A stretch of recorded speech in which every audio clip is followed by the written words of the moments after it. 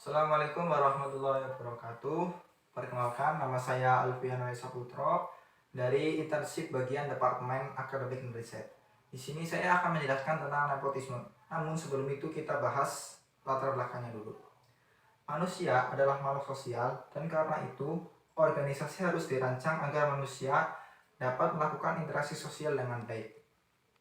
Perkembangan ilmu pengetahuan dan teknologi yang merupakan ciri era globalisasi secara eksponensial akan mengubah dengan sangat cepat cara dan gaya hidup manusia, yaitu dari masyarakat prehistoris kepada suatu masyarakat post-industri.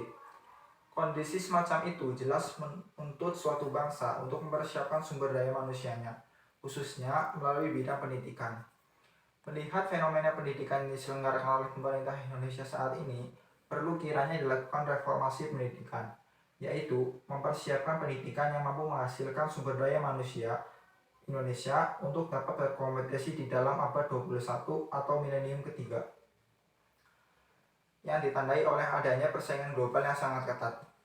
Jika pemerintah Indonesia tidak segera berpikir ke depan bahwa salah satu upaya untuk mempersiapkan sumber daya manusia yang unggul ini adalah dapat ditumbuh melalui pendidikan, maka sudah barang tentu bangsa Indonesia akan selalu tertinggal dengan bangsa lain di dunia. Nah, sekarang kita masuk ke nepotismenya itu sendiri.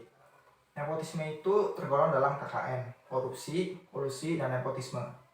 Menurut Kamus Besar Bahasa Indonesia, nepotisme itu dapat berarti satu, perilaku yang memperlihatkan kesukaan yang berlebihan kepada kerabat dekat. Yang kedua, kecenderungan untuk mengutamakan sanak saudara sendiri, terutama dalam jabatan, pangkat di lingkungan pemerintah. Yang ketiga, tindakan memilih kerabat atau sanak saudara sendiri untuk memegang pemerintahan. Istilahnya kalau gampangnya itu gini, misalkan kita menjabat menjadi seorang kepala desa. Nah, untuk seperti sekretarisnya atau junjangnya atau istilahnya dalam bahasa desa saya itu lebihnya itu biasanya kepala desa tersebut itu mengambil darah dari sanak saudara atau keluarga terdekatnya agar menguntungkan kepala desanya dan keluarganya itu sendiri. Nah, hal itu disebut dengan nepotisme.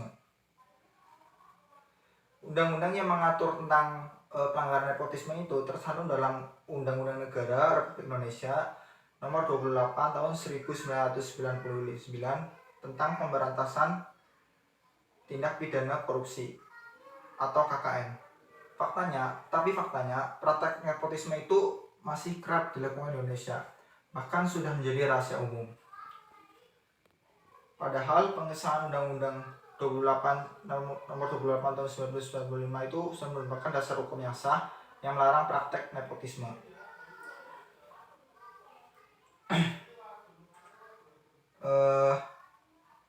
Nepotisme itu dapat dikategorikan untuk yang baik atau yang buruk. Yang buruk tadi sudah saya contohkan, sementara yang baik itu bisa dikatakan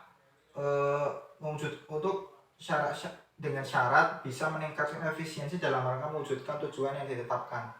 Untuk mengatasi nepotisme tadi perlu dilakukan seperti yang sudah dijelaskan di latar belakang di atas, lakukan pendidikan sumber daya manusia yang layak, terutama di bidang pendidikan. Mungkin sekian yang dapat saya sampaikan, kurang lebihnya mohon maaf. Assalamualaikum warahmatullahi wabarakatuh.